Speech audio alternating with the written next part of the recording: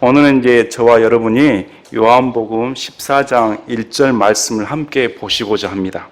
예수님의 위로라는 제목으로 너희는 마음에 근심하지 말라 하나님을 믿고 또한 나를 믿으라.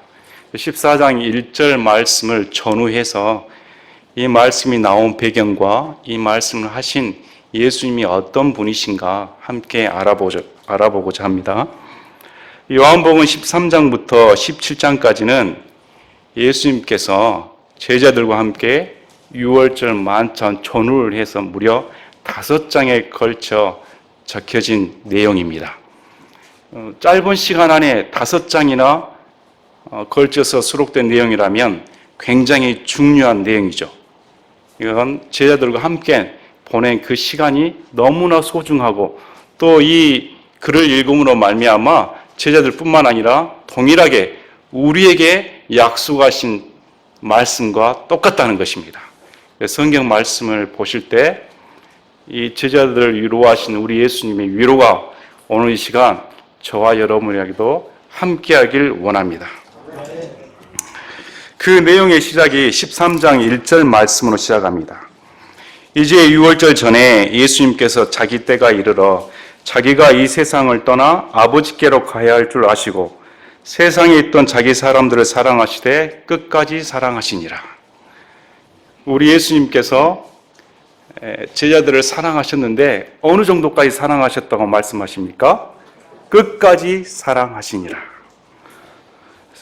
이 사랑의 시점이 중요합니다. 우리 예수님께서 어떻게 지금 말씀하시냐면 이 세상을 떠나 아버지께로 가야 할 줄 아시고 우리 예수님은 이제 만찬을 하시고 곧 있으시면 붙잡히셔가지고 십자가에 못 박히실 때가 이르렀습니다. 근데 우리 예수님께서 지금 어떤 마음을 품고 계십니까? 이 제자들을 사랑하시되 끝까지 사랑하셨다고 말씀하고 계시는 겁니다. 만약 여러분께서 지금 세상을 떠난다면 뭘 먼저 하시겠습니까? 여러분들께서 지금 세상을 떠난다면 어떤 일이 가장 마음에 걸리시겠습니까? 근데 우리 예수님께서 제자들과 만찬을 앞두고 하신 말씀이 이 제자들을 끝까지 사랑하신다는 겁니다. 그러면 이 제자들을 향해서 예수님의 행동이 어떻게 나타나셨습니까? 우리 예수님께서는 저녁 식사 중에 계속 저녁 식사를 하신 게 아니고 도중에 일어나셨습니다. 그리고 예수님께서 하신 행동이 겉옷을 벗으셨습니다. 그리고 수건을 가져다가 몸에 두르시고 그 다음에 손수 대야에 물을 부으셨습니다. 그리고 하신 행동이 제자들의 발을 씻기 시작하신 겁니다. 이 행동은 우리가 아시는 것처럼 우리 예수님께서 겉옷을 벗으신 것은 권위를 벗으셨다는 겁니다. 그리고 수건을 두르고 몸을 굽히셨다는 것은 종의 신분을 취하셨다는 겁니다. 종의 태도를 취하셨다는 겁니다. 그리고 제자들의 발을 씻기 시작했습니다. 그럼 이 12제자들은 지금 어떤 형편에 있었습니까? 12제자들은 누가복음에 보면 2차례나 자리 싸움을 하고 있었습니다. 누가복음 9장 46절 48절 예수님께서는 이 자리 싸움을 하는 제자들에게 아이 하나를 데리고 와서 본을 삼고 어떤 자가 큰 자인가 가르쳐 주었습니다. 그러면 이들의 삶이 예수님의 가르침을 받고 변화되었습니까? 그렇지 않습니다. 세월이 흘렀어도 지금 만찬 자리에서도 누가 큰가 자리 다툼을 하고 있었습니다. 한번 생각해 보십시오. 이 제자들은 예수님과 함께 공생을 하면서 한 자리를 노렸던 겁니다. 어떤 사람이 예수님께 인정을 받아 더 나은 자가 될까? 이런 세력 다툼을 하고 있었습니다. 아버지의 한번 심정을 생각해 보십시오. 곧 세상을 떠날 마당에 식사를 만찬을 하고 있는데 자리 싸움을 하고 있는 제자들을 보고 있는 그 심정이 어떠하겠습니까? 그런데 우리 예수님께서는 괴념치 않으시고 이런 제자들의 허물에도 불구하고 발을 씻기 시작하셨습니다. 12제자들을 한번 살펴보겠습니다. 먼저 안드레는 제일 먼저 예수님을 영접한 자입니다. 시몬 베드로의 형제로 불리웁니다. 그는 오병이어의 기조로 불리는 현장에서 한 소년의 보리빵 5개와 작은 물고기로 어떻게 많은 사람들을 먹일 수 있겠냐며 예수님께 현실적인 제안을 하고 불신의 말을 합니다. 교회 내에서도 어떤 믿음의 역사를 이룰 때 현실적인 것으로 막으려고 하는 사람들이 있습니다. 믿음의 역사를 당기기 전에 지금 우리 현실 상황이 이렇습니다. 이렇게 불신의 소리를 하는 사람들이 있습니다. 또 안드레는 어찌 보면 자기가 제일 먼저 예수님을 영접한 사람인데 수제자가 누가 됐습니까? 베드로죠. 아마 거기에 좀 섭섭한 마음이 있을 수도 있습니다. 내가 제일 먼저 예수님을 영접했으니까 그래도 내가 기득권이 있겠지 이렇게 생각할 수도 있습니다. 하지만 이런 안드레도 우리 예수님께서 몸을 굽히셨습니다. 여러분, 몸을 씻으려면 그 사람보다 낮아져야 됩니다. 낮아져서 고개를 숙이고 손을 더러워진 발을 씻겨주셔야 합니다. 또 야고보와 요한은 어떻습니까? 야고보와 요한은 세베대의 아들로 천둥의 아들들로 불렸습니다. 얼마나 마음이 급하면 이런 천둥의 아들들이라는 별명이 있었을까요? 또 이들은 성경 유래사상 하면 우리에게 길이 남을 인사청탁을 합니다. 어머니를 대동해가지고 아무래도 보니까 베드로가 수제자가 돼서 더 자기보다 나은 자리를 차지할 것 같으니까 더 좋은 자리를 선점하기 위해 어머니를 대동해서 예수님께 직접 청탁을 합니다. 이런 자들이었습니다. 이런 자들에게도 우리 예수님은 그 발을 씻기셨습니다. 또 빌립은 어떻습니까? 빌립은 나다나엘을 예수님께 인도한 자로 나다나엘보다는 내가 더 먼저지 않냐 이렇게 생각하는 사람들이 있습니다. 교회 내에서도 내가 다른 사람을 인도했기 때문에 내가 저 사람보다 더 좋은 위치에 있어야지 이렇게 생각하는 사람도 있습니다. 또 빌립은 예수님께 하나님 아버지를 보여달라고 말하였습니다. 누차 예수님께서 하나님 아버지와 나는 하나다 말씀하고 가르치시는 불구하고 이렇게 못 깨달아 듣는 사람들이 있습니다. 교회 내에서도 아무리 성경을 가르쳐도 잘 깨닫지 못하는 사람들이 있습니다. 하지만 우리 예수님께서는 이런 빌립도 섬겨주셨습니다. 또 바돌로메는 어떻습니까? 나다나엘로 불리는 이 바돌로메는 히브리 성경에 능통하고 간사함이 없는 사람이라고 예수님께 칭찬받았습니다. 예수님께 칭찬받았으니까 얼마나 나은 사람입니까? 우리 교회 내에서도 예수님께 칭찬받을 만한 사람들이 있습니다. 그러나 그것이 자기 의가 돼서는 안 되는 겁니다. 또 이 사람은 제자들 중에 최초로 예수님을 하나님의 아들이십니다 하고 고백한 사람입니다. 이런 바돌로메도 우리 예수님은 섬겨주셨습니다. 한 가지 짚고 넘어갈 것이 여러분들이 제자라면 우리 예수님이 발을 씻기러 오시면 여러분은 감당이 되겠습니까? 이러지 마세요 이렇게 반응을 해야 정상적이지 않습니까? 그런데 이상하게 베드로 차례가 될 때까지 아무도 반응을 안 한 겁니다. 좀 무리하지 않습니까? 여러분 같으면 얼른 빨리 나서서 그만하세요 이럴 텐데 수제자답게 베드로가 그만하세요 이렇게 나온 겁니다. 이 베드로는 예수님 앞에서 주여 내게서 떠나소서 나는 죄 많은 사람이다 하고 고백한 사람입니다. 그가 죄인 걸 알았기 때문에 감히 세상에 이 하나님께서 어찌 죄인인 나를 섬기기 위해 나의 더러운 발을 씻기 위해 몸을 굽힐 수 있는가 감당할 수가 없다는 겁니다. 또 예수님 입장에서 생각해 보십시오. 이 베드로는 곧 있으면 우리 예수님을 부인할 자였습니다. 이걸 예수님은 다 알고 계셨습니다.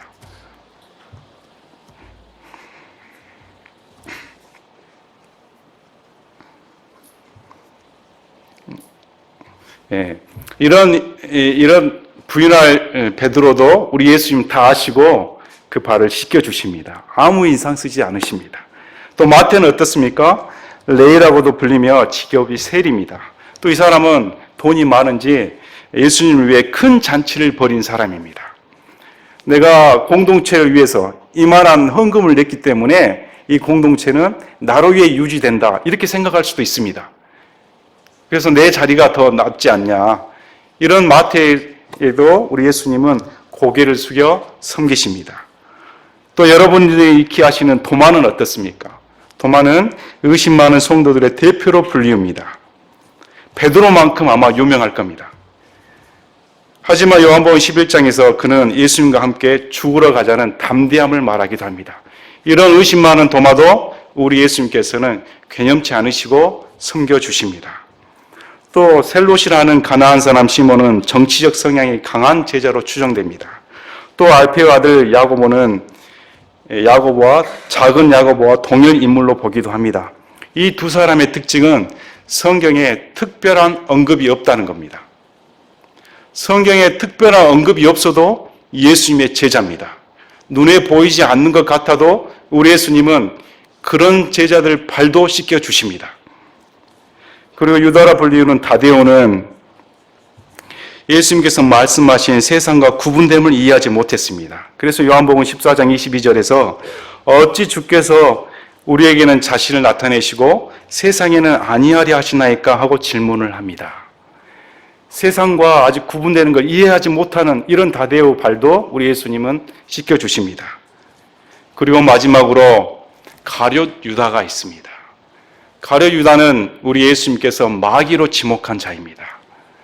그럼에도 불구하고 가룟 유다의 발을 씻기시는 예수님의 심정을 한번 생각해 보십시오.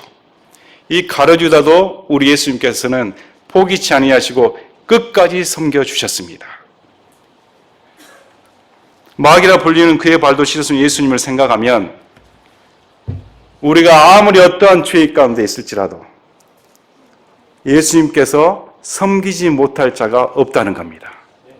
또 아울러 이 마귀라고 불리는 유다를 씻기시는 예수님의 손길을 보고 우리 예수님은 그 어느 누구도 편애하지 않으십니다. 유다의 배반을 말씀하셨을 때 제자들의 반응이 어떠했습니까? 너희들 중에 한 사람이 나를 배반한다 이렇게 말씀하셨을 때 제자들은 그 사람이 누군지를 몰랐습니다. 누군지 몰랐다는 것은 우리 예수님께서 12제자를 그 누구도 편하지 않고 동일하게 사랑하셨다는 겁니다. 여기에 예수님의 사랑이 있습니다. 어떠한 자도 어떠한 사람도 형편과 상황과 상관없이 우리의 예수님의 사랑은 동일하고 무한대라는 겁니다. 이렇게 하신 이유가 무엇입니까? 너희도 서로 발을 씻어주는 것이 마땅하다 말씀하시므로 서로 사랑하라는 세 계명을 제자들에게 보여주셨습니다. 이런 모범을 보여주셨습니다. 우리 예수님께서 죽음을 앞두고 하신 가장 뜻깊은 행동이 제자들의 발을 씻겨주시면서 너희도 서로 이렇게 행하라는 겁니다. 자리싸움을 하는 제자들에게 예수님께서 남겨주신 유언적인 행동이 서로 제자들의 발을 씻어주라는 겁니다. 새 계명이 너희도 서로 사랑하라. 이로써 너희가 내 제자인 줄 알리라. 우리는 성경을 배웁니다. 킹제임스 성경이 좋은 줄 다 압니다. 바른 성경이고 확고한 성경인지 믿어 의심치 않습니다. 그러나 그것으로 예수님의 제자가 되는 것이 아닙니다. 예수님께서 어떻게 말씀하십니까? 목걸이에 십자가가 달려있다고? 성경책 들고 다닌다고? 교회 11조 낸다고? 아닙니다. 어떻게 말씀하십니까? 이같이 서로 사랑하라는 겁니다. 지금 제자들의 형편은 6월절 전에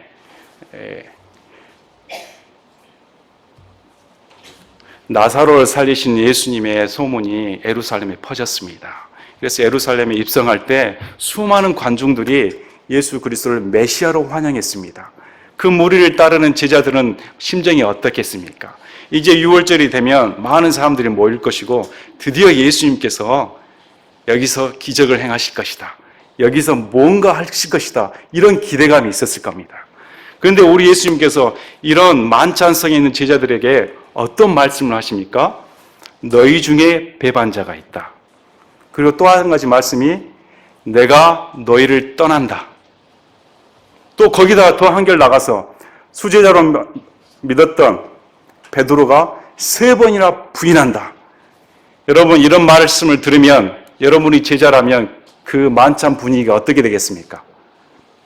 지금 제자들은 예수님을 등삼아서 이제 이런 영광스러운 입성을 했으니까 한 자리 없겠지 이런 마음을 갖고 있었는데 우리 예수님께서 오히려 그렇게 말씀하지 않으시고 내가 너희를 떠나 간다 이렇게 말씀하시면 이제까지 예수님을 위해 투자했던 그 인생은 어떻게 되겠습니까? 여러분들이 하면 아이고 잘 가십시오 이렇게 하시겠습니까? 극도의 불안에 쌓이겠죠. 극도의 불안에 고조에 다르겠죠. 이런 제자들의 형편을 아시고 오늘 우리 예수님께서 14장 1절 말씀을 통하여 세 가지 위로의 말씀을 주십니다. 이 말씀은 가룟 유다가 떠난 후에 드린 말씀입니다.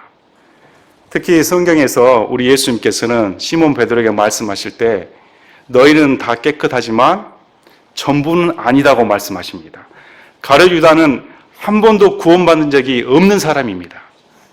그 가룟 유다가 떠난 후에 우리 예수님께서 새 계명과 함께 약속의 말씀을 주신 겁니다. 이 약속의 말씀은 믿는 자에게 한정된 것입니다. 그래서 우리 예수님께서 이런 제자들에게 어떻게 말씀하시냐면 너희는 마음에 근심하지 말라. 하나님을 믿고 또한 나를 믿으라. 우리 예수님께서 제자들에게 말씀하셨습니다. 너희가 하나님을 믿지 않냐? 그러면 동일하게 나를 믿으라는 겁니다. 이 말씀은 무슨 말씀입니까? 예수님이 내가 하나님이다 이렇게 주장하는 겁니다. 너희들이 믿었던 그 하나님이 실제적으로 네 앞에 있기 때문에 내가 하나님이다 믿어 의심치 말라는 겁니다. 그래서 우리 예수님께서 자신이 하나님이심을 주장하시면서 약속의 말씀을 주시기 때문에 이 위로의 말씀이 확실하다는 겁니다. 그래서 너희는 마음에 근심할 필요가 없다. 하나님을 믿고 또한 나를 믿으라. 그러면서 2절에 내 아버지 집에 거할 것이 많도다. 그렇지 않으면 내가 너에게 말해 주었으리라. 내가 너희를 위해 초소를 예비하러 가노니 가서 너희를 위해 초소를 예비하면 내가 다시 와서 너희를 내게로 받아들여 내가 있는 곳에 거기에 너희도 있게 하리라. 자, 제자들은 가정을 버리고 또 부모를 떠나서 예수님만 믿고 3년 반 동안 방랑 생활을 하였습니다. 그들에게는 초소가 없습니다. 오늘 말하면 노숙자나 다름없습니다. 그들의 집이 어디가 있겠습니까? 그런데 이제까지 예수님만 믿고 쫓아왔는데 이 예수님이 떠나버리면 거처가 어디가 있어요? 생활 터전이 무너지는 겁니다. 그래서 우리 예수님께서 이런 제자들의 불안을 아시고 첫 번째로 약속하신 것이 하늘에 너희 초소가 있다는 겁니다.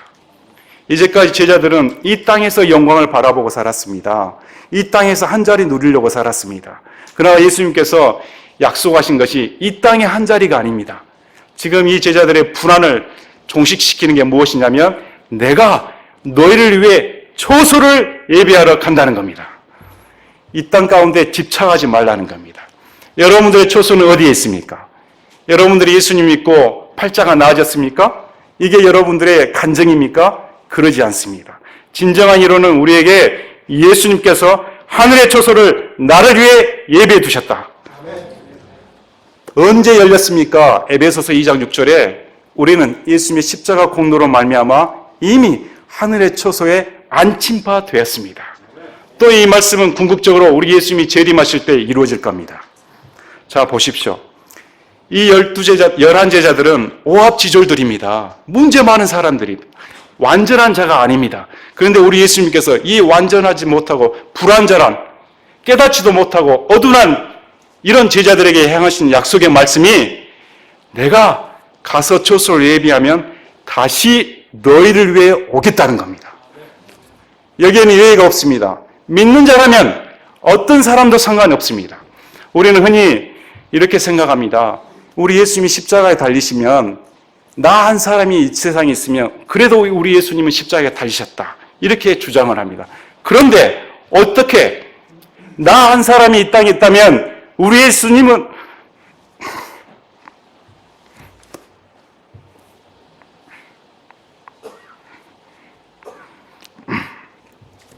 나 한 사람 위해 오신다는 겁니다. 여러분 믿으십니까? 이제 많은 분들이 뭐 요즘 종말론적이라든지 휴거를 주장하시는 분들을 보면 이건 막 마음이 불안해가지고 거기에 심취하신 분들이 있었습니다. 저도 과거에 수년 전에는 거기에 한번 심취한 적이 있었습니다. 그 세상이 끝날 것 같고 예수님이 이제 오시나 저제나 오시나 휴거 당해야지. 그러나 본문 말씀과 성경 말씀을 보면서 모든 그런 두려움 다 사라져 버렸습니다. 왜 그렇습니까? 우리 예수님께서 내가 아무리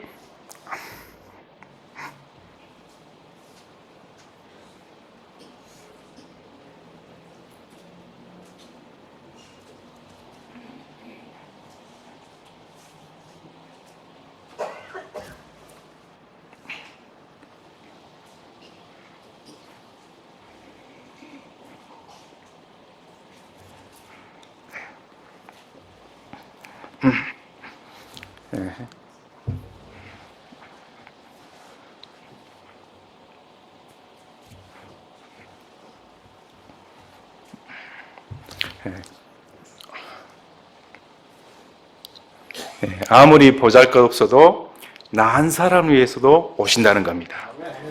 한번 생각해 보십시오. 곧 있으면 베드로는 부인할 자입니다. 곧 있으면 이 제자들은 다 예수님을 버리고 떠날 자입니다. 그런데 그럼에도 우리 예수님은 이런 자들에게 이 약속의 말씀을 주신 겁니다. 흔들리지 않습니다. 그래서 이 말씀을 주심으로 이 빌립과 도마가 말씀을 합니다. 아니, 아버지께로 어떻게 갑니까? 그게 도대체 무슨 말입니까? 그랬더니 우리 예수님께서 내가 아버지께로 가는 유일한 길이다.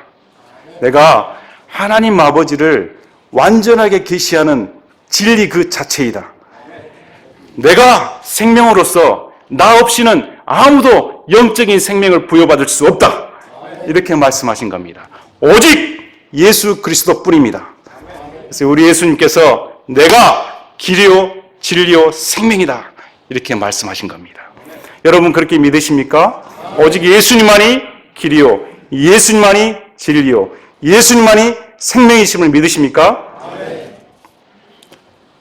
그래서 예수님 없이는 하나님 아버지를 알 수가 없습니다. 우리 예수님께서는 분명히 말씀하셨습니다. 나를 본 자는 하나님 아버지를 보았다고 말씀하십니다.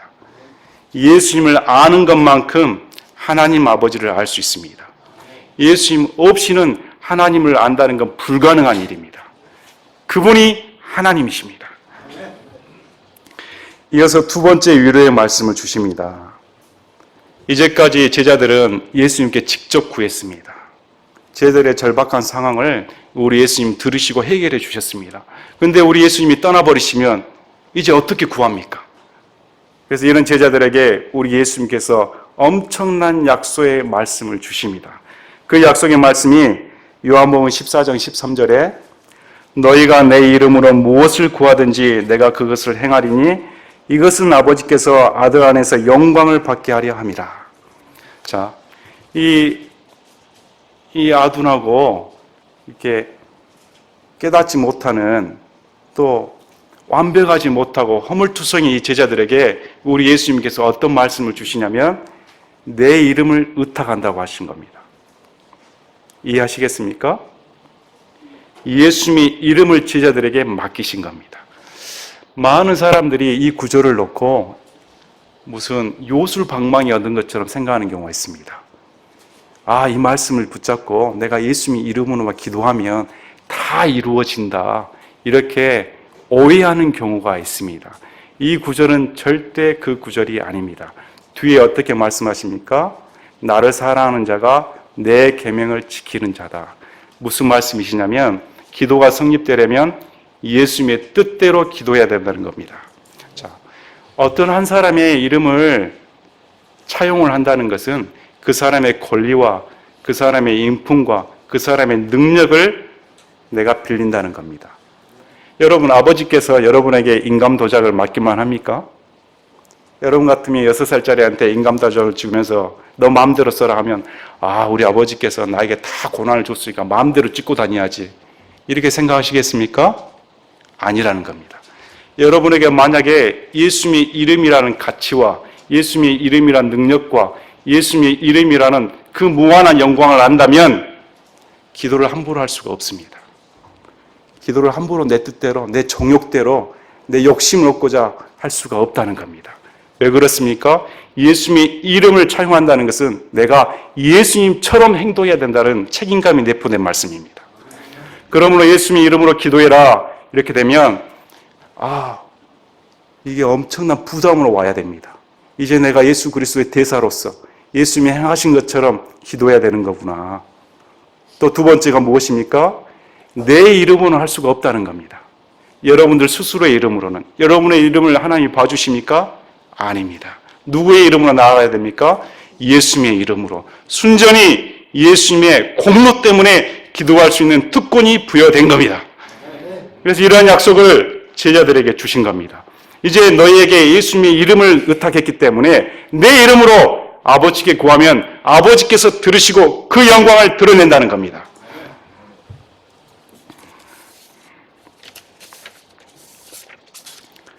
세 번째 위로의 말씀을 주십니다. 세 번째 위로의 말씀은 요한복음 14장 16절로 17절 말씀입니다. 내가 아버지께 구할 터인즉 그분께서 다른 위로자를 너희에게 주사 그분께서 영원토록 너희와 함께 거하게 하시리니 곧 진리의 영이시라. 세상은 그분을 받아들이지 못하나니 이는 세상이 그분을 보지도 못하고 알지도 못하기 때문이라. 그러나 너희는 그분을 아나니 이는 그분께서 너희와 함께 거하시며 또 너희 속에 계실 것이기 때문이라. 자, 우리 예수님께서 떠나신다고 합니다. 이제까지 3년 반 동안 우리 예수님은 제자들의 방패막이 되었습니다. 숱한 시험과 도전을 받았습니다. 반대파들이 끈질기게 어려운 질문을 하면서 물고 늘어졌습니다. 이 모든 것을 다 커버해 주신 분이 우리 예수님입니다. 그런데 우리 예수님께서 떠나신다고 하니 이제 제자들은 누구를 의지해야 된다는 겁니까? 그래서 우리 예수님께서 또 다른 위로자를 보내주시겠다는 겁니다. 그러면 이전의 위로자는 누구십니까? 예수님입니다. 예수님과 달리 또 다른 위로자는 누구십니까? 성령님이십니다. 동격입니다. 예수님과 성령님은 격이 다른 그러나 동등된 권능을 가지신 하나님이라는 말씀입니다.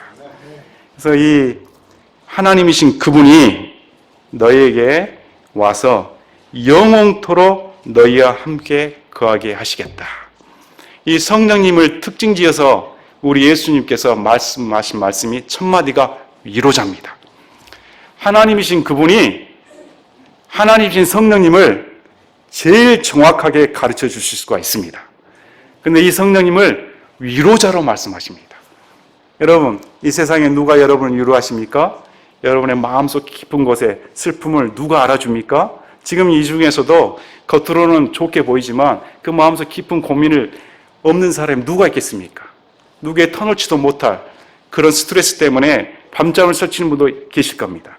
이런 고민과 이런 위로를 누구에게 얻습니까? 바로 성령님입니다. 성령님은 눈에 보이지 아니하시지만 예수님이 약속의 말씀대로 우리 안에 거하신다는 겁니다. 자, 어떻게 예수님께서 말씀하십니까? 영원토록. 이제 다시 예수님처럼 세상을 떠나가는 일이 없다는 겁니다. 만약에 성령님이 들어와서 또 떠난다고 하면 이 제자들이 얼마나 불안하겠습니까? 그런데 이 또 다른 위로자는 세상을 떠날 일이 없다는 겁니다. 우리와 함께 영원토록 내 안에 거하셔서 떠나는 일이 없습니다. 여러분, 들락달락 하신 분이 아닙니다. 내가 기도발이 세다 해서 나한테 갔다 오시고 내가 약하다 해서 나가 계신 분이 아니라는 겁니다. 여러분, 어떤 말씀을 믿으십니까? 예수님의 말씀을 믿으십시오. 예수님 말씀에 여러분의 신앙을 두십시오. 그래서 그분이 영원토록 너희와 함께 거하신다.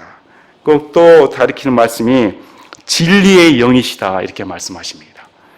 이 성령님은 우리가 아시는 것처럼 위로자, 진리의 영, 또 아들의 영, 그리스도의 영, 거룩한 영으로 말씀하십니다.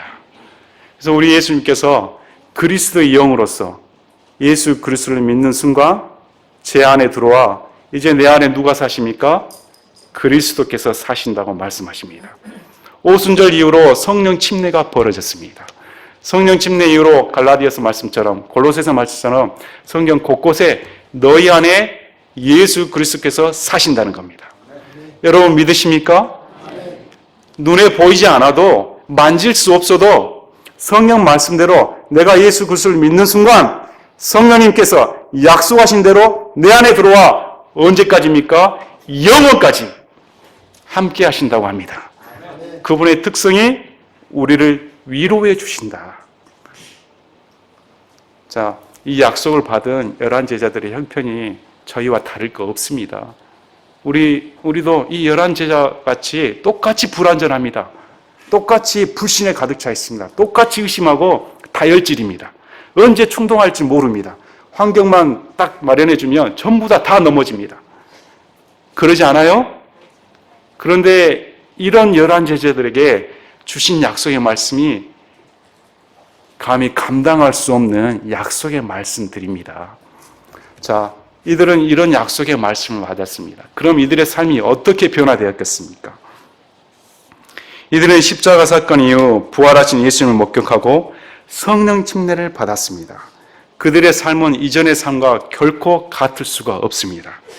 예수님의 약속의 말씀대로 다른 위로자이신 성령님께서 제자들에게 오셨습니다. 그리고 예수님이 약속하신 것처럼 예수님께서 행하신 것보다 더 큰 역사가 일어나기 시작했습니다. 하루에 3,000명의 혼이 구원받는 역사가 일어났습니다. 오늘 저와 여러분이 목도하지 않습니까? 유대 땅에서 벌어진 작은 사건이 지금은 전 세계를 누비고 있습니다. 무엇 때문입니까? 성령님의 역사 때문에. 이 오순절 이후로 사도들이 달라져 버립니다. 더 이상 자리싸움 얘기가 나오질 않습니다. 누가 크냐 작냐 이건 문제가 되지 않습니다. 왜 그렇습니까? 그들의 뇌리에 뭐가 박혔겠습니까? 예수님께서 십자가에 달리시기 전에 어떤 행동을 취하셨을까? 내가 섬기는 그분이 돌아가시 직전에 나의 발을 씻었다고 하면 여러분의 심정이 저 사람과 나하고 싸울 생각이 들겠습니까? 여러분들의 마음이 조금 교만해지려면 생각하십시오. 나에게 무릎을 꿇고 내 발을 씻기려고 하시는 예수님을 한번 생각해 보십시오. 여러분들의 마음이 다른 사람하고 다툼이 일어나겠습니까? 그게 먼저가 아니라는 겁니다. 이제 그들에게 주어진 목적이 뭡니까? 주와 복음입니다. 이제 그런 예수 그리스도를 증거하겠다는 겁니다. 여러분은 어떤 예수 그리스도를 증거하겠습니까? 여러분이 만난 예수님은 어떤 예수님이십니까? 이제 도마가 다시 한번 의심합니까? 의심의 소리가 나질 않습니다. 오히려 예수 그리스도의 이름을 영접하고 그들의 삶이 어떻게 변화되어 버립니까? 예수 그리스도의 이름 때문에 고난받는 것이, 능력에 동참하는 것이 너무 영광이다, 이렇게 되는 겁니다. 보십시오. 이런 약속의 말씀을 받기 전에, 이런 약속이 이루어지기 전에 이들은 한낱 오합지졸에 불과했습니다. 그러나 자신의 눈으로 직접 약속의 말씀이 성취된 걸 보았습니다. 예수님께서는 너희 중에 한 사람이 배반한다. 이것은 성경 기록을 응하게 하려 함이라. 이 말씀을 주신 것은 유다 배반 후에 남겨질 제자들을 향한 배려의 말씀입니다. 유다가 배반한 것은 결코 하나님의 성경 기록에 응하게 하려 한 것이지 남은 11 제자의 두려움을 주기 위해 하신 말씀이 아니라는 겁니다. 제자들이 그런 일이 벌어졌을 때 어떻게 느꼈겠습니까? 와, 예수님의 말씀대로 유다가 배반자였구나. 또 성령님께서 자신들에 들어왔을 때 어떻게 여겼겠습니까? 와, 예수님의 말씀대로 성령님이 이제 내 안에 들어와 계시는구나. 여기에 목숨을 건 겁니다. 여기에 따를 만한 겁니다. 왜냐하면 약속의 말씀이 성취된 걸 목격했기 때문에. 뭐가 두렵겠습니까? 여러분들에게 약속의 말씀이 성취된 걸 믿으십니까? 우리는 더 나은 걸 목격했습니다.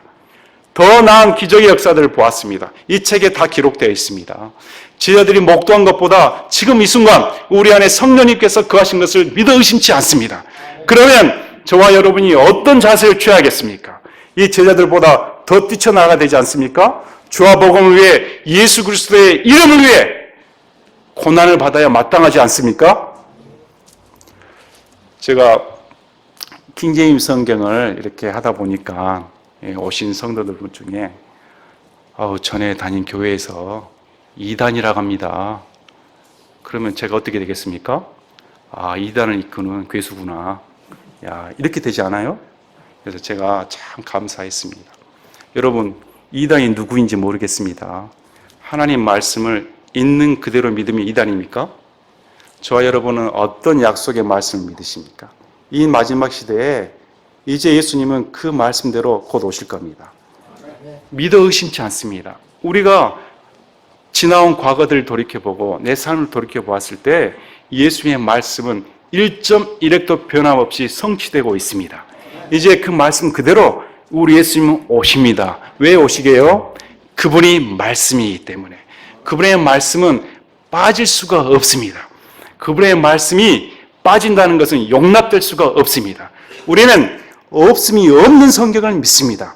왜냐하면 예수님이 말씀이기 때문에. 이런 마음으로 확실한 말씀을 붙잡고 있어야 됩니다. 그래서 오늘 말씀을 통해서 여러분들 가운데 위로가 필요한 분들이 많이 계십니다. 저도 마찬가지고.